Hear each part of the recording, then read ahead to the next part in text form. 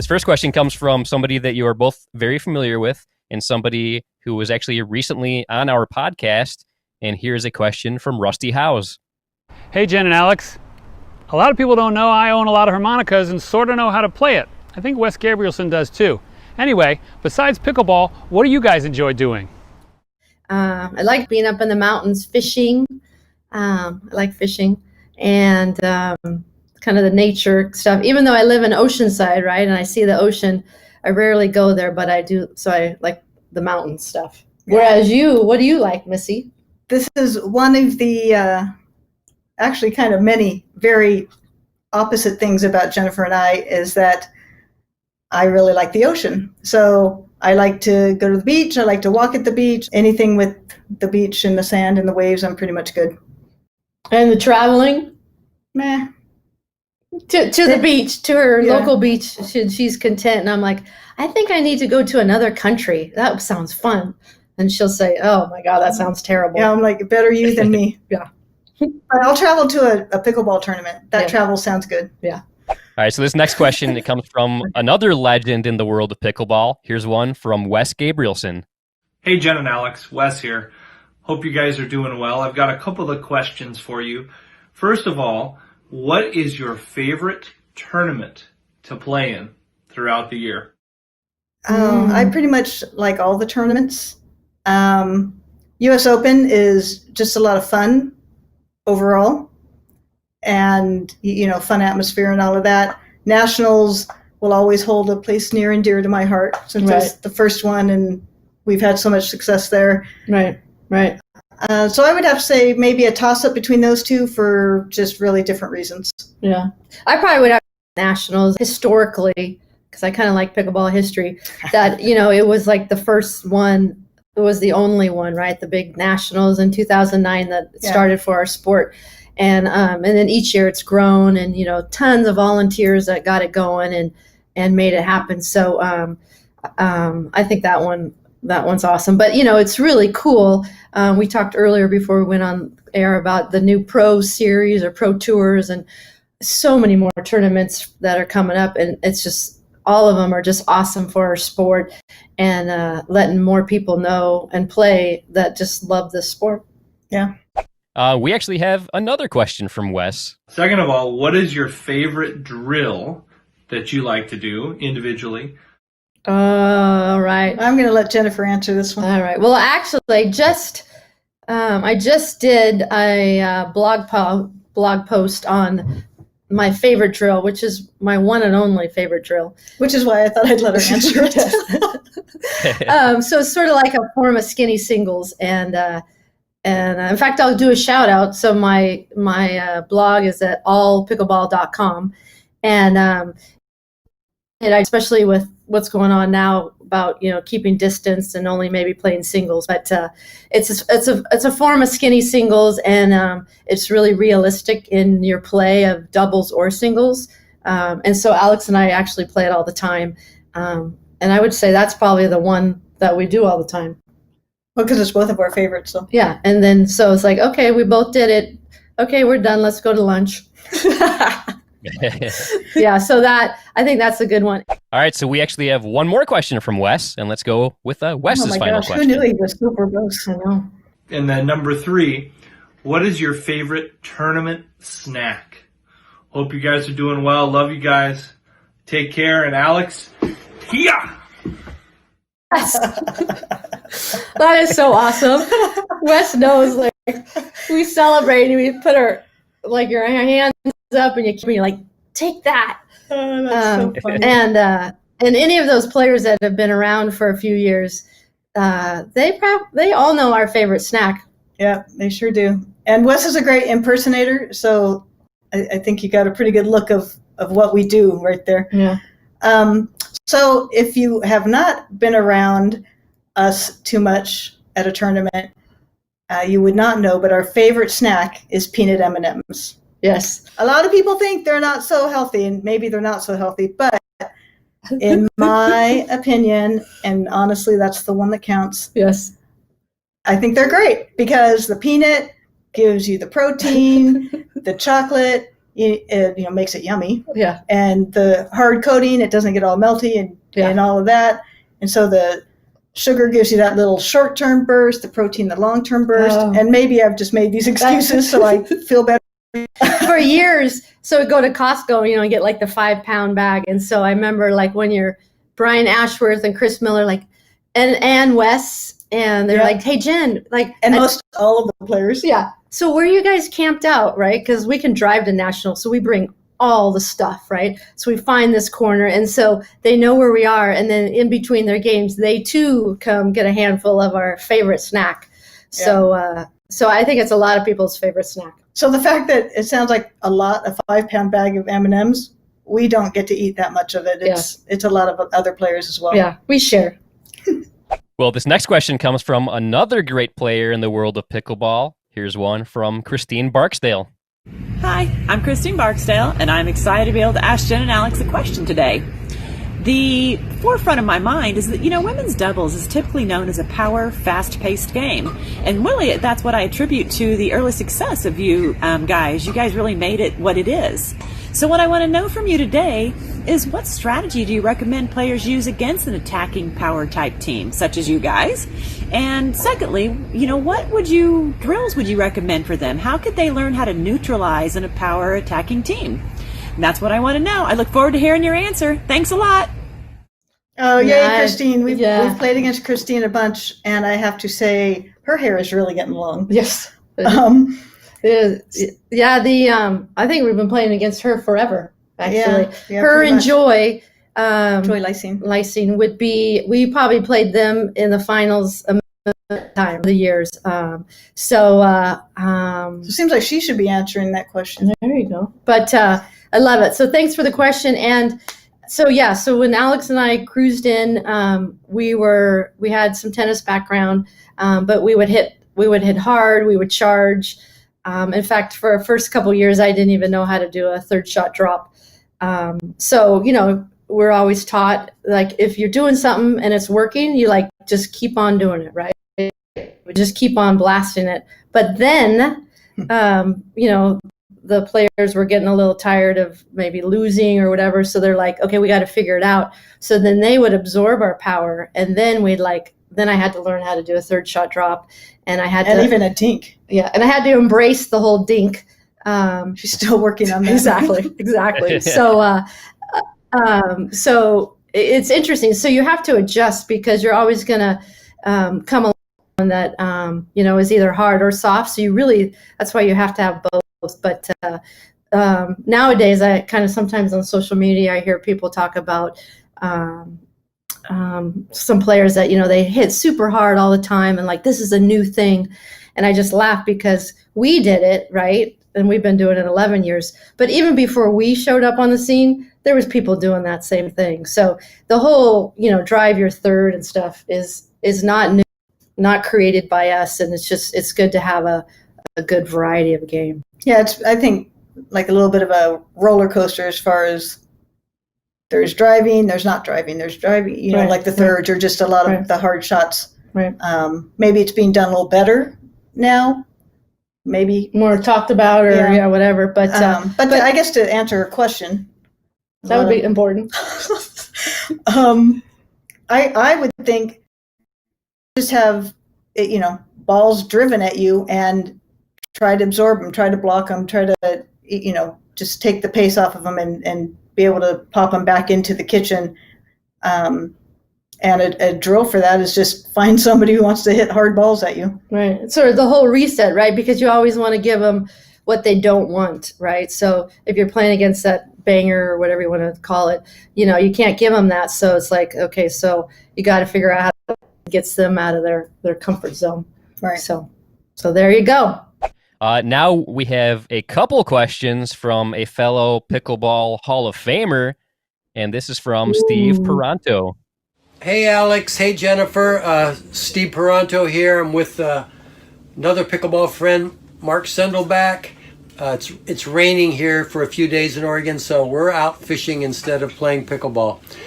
Hey, here's my question. This one's for you, Jennifer. You came to town here last year, and we were all excited and set up play for you to come I think Bonnie set up all the play. And every time we have a well-known pickleball player like you, I get all excited and even nervous to be on the court with them. And I know you've traveled all over the place doing that. Do you ever get anxious and excited when you play with players that kind of have a name for themselves? I mean, you're very well known. And anyway, that was so exciting. And hope you guys are having fun on the Eddie and Webby show. We'll have another question in a minute. Wow, that's a cool setting to film a question. Steve always Right? has the best settings. Yeah, I thought he might have his puppet or something cool. Maybe the next one. Yeah, that guy is full of talent, by the way. I would say, and you can That's for you. okay, then I don't think I've ever got nervous because I think from day one, well, I know from day one that I've always thought of pickleball as just like because I think in life we all have such other serious things going on. Take care of the kids or the house or the parents, or you got your job and just stressed out. So pickleball was always the place to go for your couple hours just to like leave it all behind and just have fun, play the points, laugh, meet up afterwards, have dinner, drinks, whatever, friends. So I kind of keep that in my head, like the tournament, fun destination or a new place to play. And it's I think for me, I just keep it fun. And we've been playing so long. So when we did tournaments like with Christine and Joy and Steve Wong and Chris Miller, and Billy, and there was no prize money. So Except for nationals. except for your $250. Exactly. So sometimes people say, does that stress you out? I'm like, no, because we're just trying to like do the best we can that day, and then you just go home and you just like feel so good because you like whatever happened, good or bad, you just did the best you could, and then it's just such a fun thing. Yeah. I don't know. Anything to add for Steve on that? Well, it was your question, so Okay. I'm good. Okay, we're good. All right. So here's question 2 from Steve. Okay, this question is for both Jennifer and Alex. I'm sure you get to learn new drills, all the different people you play, and work on new things. Are you still trying to improve your game and finding out some new secrets? And if you are, could you tell us what you're working on right now? Ooh. You go, Alex. Gosh, I want to give those secrets away. Hi. Well, Steve is like the drill king, right? Yeah. So we can never compare the variety that he has for sure. No. And obviously, we have our one favorite drill, so And if you got one, do we need more? you're covering it all, really. So yeah, I think if you're not always trying to get better at, then you're just complacent, and why even play tournaments at that Right, point? But if right. you don't play tournaments and you don't want to get better and you just want to have fun, that's totally great too. We want to play tournaments and have fun. Right. And part of playing tournaments that makes it fun is winning, at least, winning some. So yeah, so I think we're always trying to get better, and we might see, oh, here's a good one. Ben Johns had put out a video, something about his backhand flick into the right shoulder, something like that. And when we were at the other singles, Doing our one drill. doing our drill, Jennifer's like, one of these days, we're going to work on that Ben Johns right. flick thing. Right. So that is one that is on our bucket I list. think to try. Yeah. Yeah. So I think like we're never. I don't think you ever arrive in the sport. I mean, because there's always new tricks or new things or techniques, and as we get older, right? Sometimes maybe our knee hurts, or you have these body sore issues and stuff. So it's always an adjustment, and I think there's always trying new stuff. I think adds to the love of the whole sport. Yeah. Yeah, for sure. And I don't know if you saw it on the screen a few seconds ago, but perfect time for this message to show up. Another true professional in pickleball, Byron Freso. He said, please give a big shout out to my pickleball queens. Jen and Alex are two of the most dynamic players to play the sport. And I agree, Byron. Nice. All right. Checks in the mail, Byron. But let's go ahead and move on to our next video question, and this comes from Joe Valenti. Hey, Eddie and Webby. Thanks for having me on, guys. Not sure I'm a pro. I'm more of a semi-pro at this point. Jennifer Lucore and Alex Hamner, great to see you guys in sunny California. I'm in the 585, Rochester, New York right now. Quick question for you. Jennifer, in 2015, you and I played an epic mixed singles match on the first ever pickleball court on Bainbridge Island. Since then, what are the most memorable courts or location you guys have played at? Thanks a lot, guys. Love the show. Hey, Joe. We love Joe.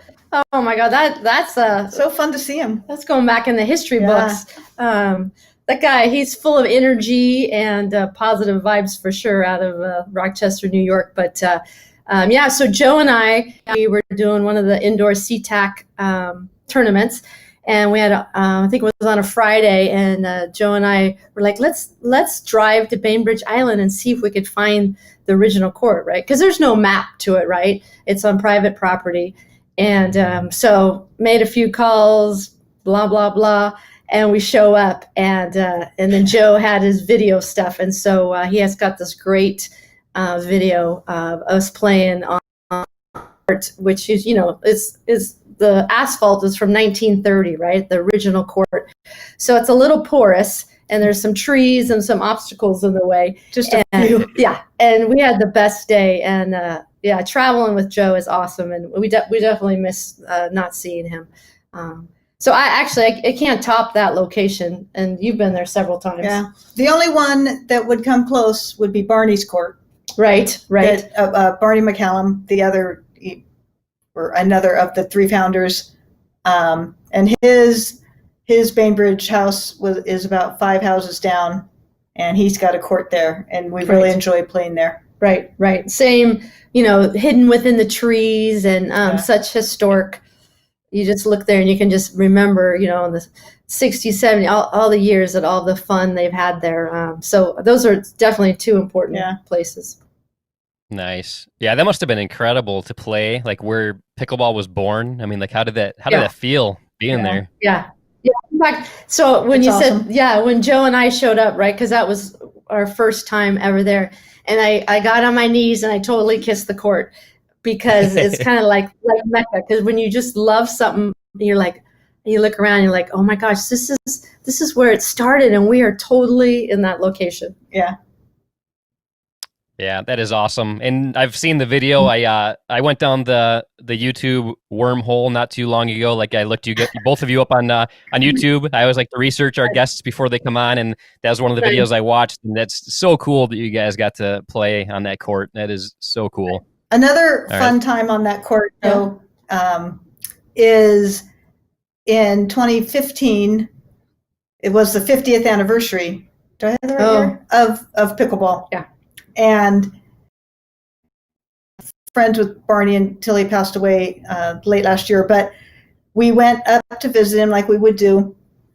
And Jennifer and I went to the store and bought a birthday cake. Yeah. And we took Barney and the birthday cake, and we went to the original court and lit the candles and sang a little happy birthday to pickleball on the original court. That was pretty cool. That is cool. I had my selfie stick, I was kind of new at it, whereas then, the teenagers knew, Barney, like, look up. He's like, what's that camera doing? And so we have actually two versions of it, and we sang it, and that'll be special in our heart forever. Yeah. Awesome. So our next question actually comes from another Pickleball Hall of Famer. We don't have a video, but he sent us a really nice text message of a question for you. And this is from Yoda, aka Mark Friedenberg. Yoda. And he says, there are many great individual players that team up but do not gel together. You both have won countless championships together. What is your secret to gelling together? Why are you so successful? When you are down, what do you say or tell each other? Do you talk strategies? Do you tell jokes to relieve the tension? Let us know your secrets to championship play. It's a very loaded question, but a great one. Thank you, Mark. Yeah, that's awesome. I mean, Yoda, we got to meet him early on, and he knew my parents And, you know, he's in the Hall of Fame. So that guy's done a ton of this sport. So definitely a shout out to that. Yeah, he's so funny. And his one question there was about sex. Did you notice? I got to play in a tournament with Yoda one time. That's another. We need to come back. We have so many stories. Yeah. But about the gelling thing, let's just cut to the chase. I think we just got lucky. We met 20 years ago or so by playing tennis. Jennifer joined the tennis club I was at, and the pro said, hey, call this girl. So he did. And we started playing league as a team, and we just haven't stopped playing as a team from then. And so, you know, when we get ourselves into trouble, we dig ourselves in a hole on the pickleball court or whatever, we can be a little bit, you know, maybe pretty honest with each other, like, hey, pull your head out, or she's like, your apex is looking a little off. Yeah. You know, because my drop shot was really a volley, right? So like, oh yeah, okay. Maybe you want to go back to driving that third. Yeah. So just stuff like that, you know, we just make fun of each other, and you know, we figure we'll get out of it one way or another. Right. And there's always dinner and wine at the end, like whatever happens. Yeah, pretty much. We just figure every time we walk off the court, we just won the match, so it's all good. Yeah, exactly. And sometimes I remember, like, someone asked me, oh my gosh, I saw you guys talking. It was a timeout from the other team. What were you guys talking about? And I'm like, we were actually talking about what we wanted for lunch. Things are important. So did you remember to pack the Triscuits? Yeah, where's the M&Ms? So I mean, we do some strategy, but I would say, well, I kind of play by the seat of my pants sort of thing, just, but there is strategy here and there. And usually many times doesn't go well, you know, hit to the girl in white, you know, next 3 balls, go to the one in pink. Or like, I'm pretty sure I said white. It's like, oh yeah, okay, I'll try next time. Yeah. So we just kind of talk it through, and, because we know what needs to be done, but sometimes, you know, one person might get in a hole, a couple points or whatever, and so you kind of try to adjust and say, you know, instead of dropping it one, we just drive it, you know, to kind of get out of that hump. But yeah, I mean, you know, any kind of negativity, doesn't matter who you're playing with, never helps. So, and we've never had that, so it's more humor and again, staying with that whole fun factor.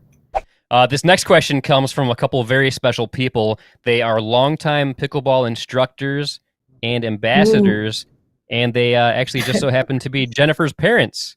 So here's a question from Beverly and Bob Youngren. Hi, everyone. Thanks for asking us on your podcast. Have a question for Jennifer and Alex. Your pregame routines are really important. I've been in the car with you early in the morning when you have an 8 a.m. match. I think the viewers would get a kick out of the music that you listen to get you pumped up. Because once we arrive to the venue, it sometimes spills out into the parking lot. So maybe you can share with us your playlist. Oh my gosh. So funny. Mom and Dad are everywhere. It's so great that that I get along so well with Jennifer's parents as well, because we've spent a lot of time together at tournaments. And back in the day when Jennifer and I were still playing tennis, Bev also played, and my mom played. And so we did a little mother-daughter doubles match. And so that was a lot of fun. Anyways, about the music, you know, music's good for pumping you up, and we will oftentimes really rock it in the car on the way to a venue. I, of course, don't know the music, you know. Right. So when we say rocket, right? So we have the same playlist from forever ago, right? So, but I could say like the Black Eyed Peas, the Let's Get It Started, and I Got a Feeling, pretty much would play over and over, and we would have that on. Rocket, but but then it would be loud. Yeah, and it, you know, it was about, you know, tonight's the night, and we're gonna win, and then and then maybe We Are the Champions kind of got through in there. So pretty much, if you just play those 3 songs over and over throughout the day, you too can win 4 nationals in a row. Yeah, but nice. I think my mom is. So it's like 6:30 in the morning, right? So we're driving to the venue, and we just got the music going, and we're in our seat, getting ready, and she's just like, "Oh my gosh!" I go, "Oh, we do this every day. So fun." And Bev would be talking because not because she's social, like mother, like daughter, and and she would try to talk over the music, and like turn it up. Can't hear you, Bev. Music's too loud. Nice. Yeah. So anyway, that's kind of cute that my parents did that. Yeah, so, that's fun. Yeah, Love them. Yeah. There's a lot of. It's kind of neat with so many years. Like lots of parents, like Christine Barksdale. I was just thinking of her like dad. Yeah. her parents, and then we'd all show up at the end, having dinner, and we all played each other all day. So it's cool to have all the family around you for sure. Oh yeah, definitely. And that wasn't the only question. We got one more, and this one's from Oh my Bob God, Youngren. one more. And I have just a real short question. First of all, I miss you both. But I thought maybe the viewers would want to know, since you were both, I thought, outstanding tennis players, what made you switch from tennis to pickleball? Great nice. question. Look at Dad talking. I know, that's really quite amazing. And we'll almost make And Alex almost cry. Yeah, because Alex is like family. So in fact, my dad at tournaments would say, both my daughters. Yeah, and they're my daughters are in the finals. Yeah, and they're like, Alex, yeah. And so yeah, we adopted her years ago. Yeah, we'll do some clinics sometimes with Bob and Bev, and Bob will start talking like that, and I didn't know you guys are sisters, but I see the resemblance. Exactly. They're like, yeah, we're not. So, but thanks. Yeah. What was the question? I don't know. Dad, what made us stop playing tennis? Yeah. It was their fault. I think we already shared that. Yeah, pretty much. That and once like the tournaments, proved to be just a lot of fun and worthwhile. There just kind of became no time to play both. Right. With having, working and kids that, were still at home. From soccer carpool and baseball, speech and debate and then working. And so we had to pick one, and pickleball won. So whoop, whoop. There you go. All right, so we still got a few more questions from the pros here, so let's move right along. This next one comes from our very good friend, Irina Tereschenko. Hey, Eddie and Webby. Hello, Alex and Jennifer. Chris Miller and Irina Tereschenko are here to ask you a few questions. First of all, Jennifer, a question for you. I know you played with Chris Miller for a while, and I also had the privilege and an honor to play with Chris for almost 4 years. So maybe you can tell us about your experience of playing with Chris Miller. Nice. Maybe. Just tell the truth, Jennifer. Oh, I love it. I love it. Look how they were just sitting there so nicely. Love Chris and Irina. Those two are hilarious. Yeah. I can't believe they lasted 4 years as a team. Because I only made it for 3 years. Yeah. So 3 years too many. Yeah. No, it was an awesome ride because as I shared a couple times, Chris wasn't available so often because the job he did, he pretty much had the summer off. Then I had the opportunity to go to Canada and do some different traveling because it's like not fun traveling on your own. I don't know. No, I think true. So that's why I keep her around. But yeah, Chris and I would go to a bunch of tournaments, and in fact, Joe Valenti, who tuned in earlier, he would come. So like the three of us did a bunch of stuff together on travels, and it's just so much fun memories and stuff. So and I would say Chris is he's probably the most passionate pickleball player I know. I mean, this guy, he lives for pickleball. And so we kind of learned some of that passion and loving the sport. And usually it's like us driving and him and Brian in the back seat for years of different, going to tournaments. Rooming together. And sharing whatever. Well, we got another question here. This is from Irina for Alex this time. Alex, a question for you would be, I've played you many times, and the first time I played you was at TOC, I think maybe 2016, and you're already earning me in doubles. So my question to you is, was that you who taught Tyler Loong how to Ernie so well? Ooh. Oh, good question. Irina, that's so good. Yes. I'd say yes. Actually, I pretty much taught Tyler everything he knows. Yeah.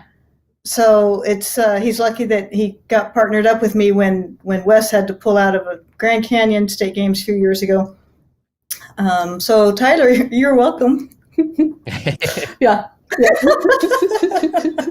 Okay, so Irina, so TOC, I had a friend there, Luba, who Oh yeah, what's the language? The Russian. Sorry. So Luba knows Russian too, right? So you can't cuss, and the ref would, you'd get in trouble. Although I don't know, Miller never got in trouble. But so Irina's cussing in Russian, and Luba's who's watching, spectator, is like just laughing because she's like, oh my gosh, she's saying it all. But of course we don't know Russian, so Irina got away with it. Probably a few tournaments, but that one for sure. Yeah, we would look at Luba and she's like, oh yeah, no, she should be called out for that. But of course, nothing ever happens. So. Yeah. All right, we got a question from Chris Miller for Alex now. Let's go ahead and play that one. Alex, we play so much against each other. We never played together, actually. Maybe someday. Do you have a fond memory of the game, who we played, what match it was, what we played against each other? Because I know I was part of a Jen. I know you played with Tony Negretti once. We played a lot of battles, so it was really nice. Nice. True story. Oh my God, this could last forever. I'll try to make it, the story's good. And no, Chris, we probably won't ever play together, but thanks for asking again. So yeah, I think the tournament Chris was asking or is referring to was out in the California desert, and you may not be aware, but my visor that I wear is a little bit on the large side. And they probably know that because it's the only visor she wears, and it's like huge. And if I don't have it on, no one knows who I am. So, right. And Miller would always give me crap for that. So we were playing in this tournament. I was playing with Tony Negretti, and Miller had said to me, "You can't hit me. You can never hit me. If you hit me, I will play with your hat on." And this is in the finals of the mixed doubles, obviously. So we're playing along, la la la. I hit a ball and it hits him in the foot. And I say, "Chris, what just happened?" And he's like, "Nothing." I said, "I hit you," and I take my hat off. And I said, "Wear my hat." And he wouldn't do it. And so we get in this full-blown... Other people are looking our way, like, what's happening? The referee has no idea what... Because the match is just going along, and then all of a sudden, all hell breaks loose. And I take the hat and I throw it at him, and Tony, my partner, says, "Wear the damn hat, Miller." And Jennifer looks at him and says, "You're not putting that hat on." I did? Yes. I'm pretty sure I didn't say that. Oh my God. I don't remember that. Anyways, maybe we were ahead and we almost won. It resolved by Miller, of course, not wearing the hat because he claimed hitting him on the foot didn't matter. It had to hit him in the chest. He was whining. Like he does. Yeah. So no, he didn't wear it, but that would be my most fond memory of playing against Chris Miller. There you go. Before we get to the last two, I do want to do one more from Chris Miller. This one's for Jennifer. I actually found some old stuff. Jennifer, do you remember you won a gold medal with this paddle? Do you know what year it was and who it was with? Oh, wow. It must have been me. Yeah, I don't remember the paddle, like the paddle connected to a tournament though. I do. So we rolled with the champion and we went to the legacies. So because Chris is asking, I'm going to say when we were on the medal stand for mixed at nationals. Or CTAC. Or CTAC, yeah. Do we know it? Do we have an answer?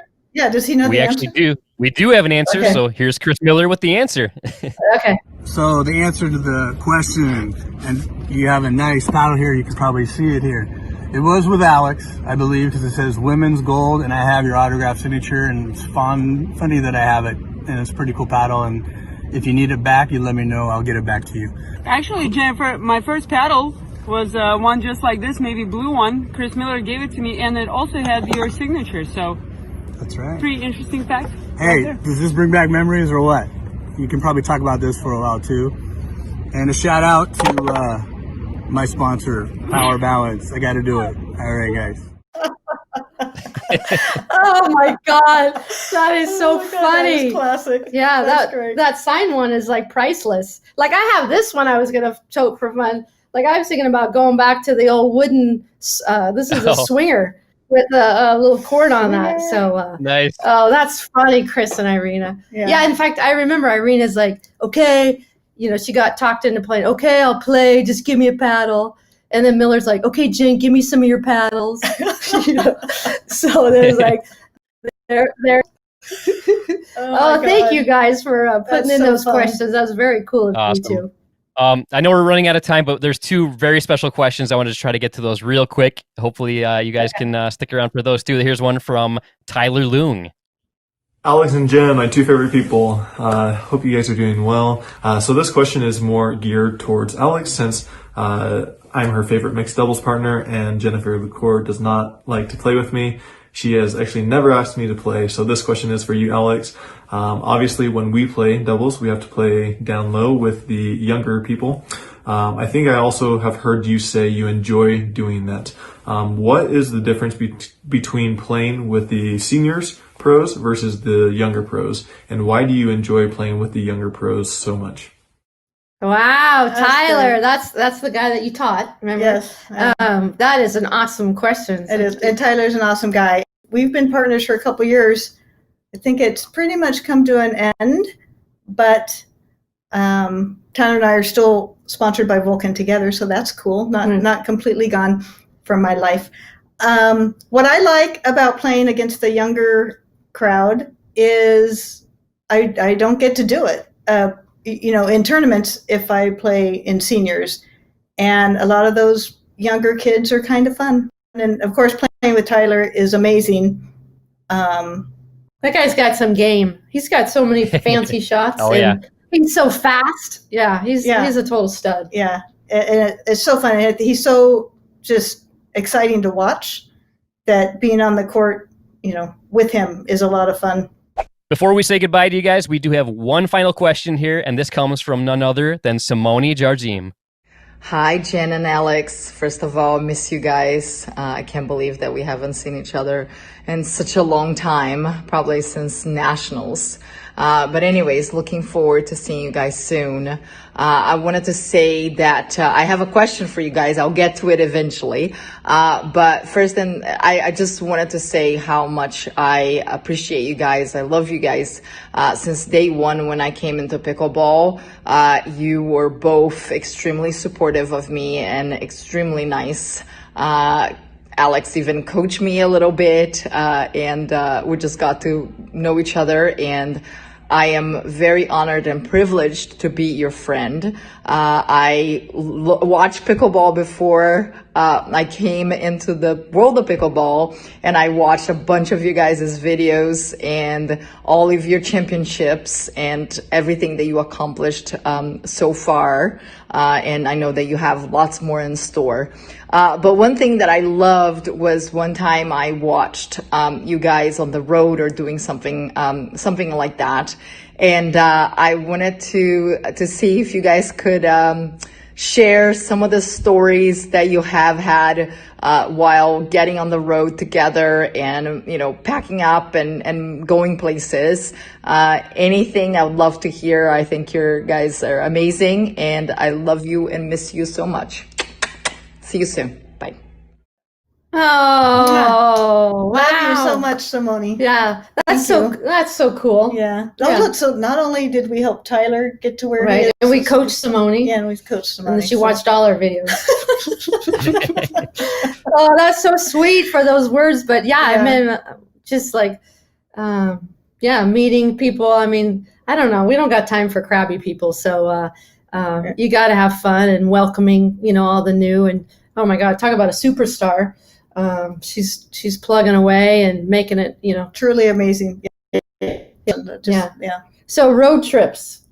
We've had a lot of road trips. So we're kind of like it's the journey, not the destination. Or, I mean, we crack ourselves. So Nationals, Nationals now is like a couple hours away at Indian Wells from where we live, but it's a little road trip. But we'll stop and do funny things and take selfies and just like be in our own little world, cracking us up. Like, you think we're like teenagers. What? I pretty much always drive. Yeah. And Princess, she gets car sick. So she drives, and I just look out the window and she tell her tells me where to go. Yeah, like always. So it's like a perfect team. And she'll say, "Wait, stop, pull over here." So Yeah. do that, and I'm like, "Why? What's going on? I want to get a picture of that." We gotta take a picture, selfie. Okay. Yeah. So I don't know. We just have fun. I mean, even like I'm thinking, you know, when you go to the store in town, right? So we're like cruising, and of course we have to get our pickles. And so I'm like, oh wait, photo shoot in the pickle section. So like it's like 11 o'clock at night. I'm on the ground in the aisle of the grocery store. And I said, pick up this one. So, cause it's all pickles. And I'm like, this will be a good picture for my blog or, so I'll be the pickle model. so she's very obedient. And anyway, I think all our journeys on the airplane, and we run 1 second story. We run into Marcin, and we're on the same airplane as him, and he's like 10 seats ahead of us. Marcin Rospetsky, make sure people know who you're talking about. Thank you. All those Marcins in the pickleball world. Yeah. And we tell the stewardess that, you know, there's this really famous guy up there, and we would love to get his autograph, but we're too shy. And he's so good looking, we're just too nervous to approach him. Right. So then she's like, okay. So she goes and gets his autograph. Well, he looks back because he doesn't know we're on the same plane. And we're giggling, and we're like ducking underneath the seats. And so he writes us this message, and she brings it back knowing that like this is kind of a joke now. She didn't say anything. She just kind of flipped us the paper and she walked by. And so it was in, do you remember what it said? Polish. Yeah. It was in Polish. Yes. So I had to get my Google Translate out. Yeah. And what did you remember what it said? He'd written us a very heartfelt note that we could kiss his butt. Yes. So we've been buddies ever. So we get off the plane and we're laughing. So we're total jokesters. Probably with Miller, we've done a ton of pranks, and yeah, because you know you gotta. Pickleball addicting and fun, that's no joke. Pickleball and it's not just for old folks. Pickleball.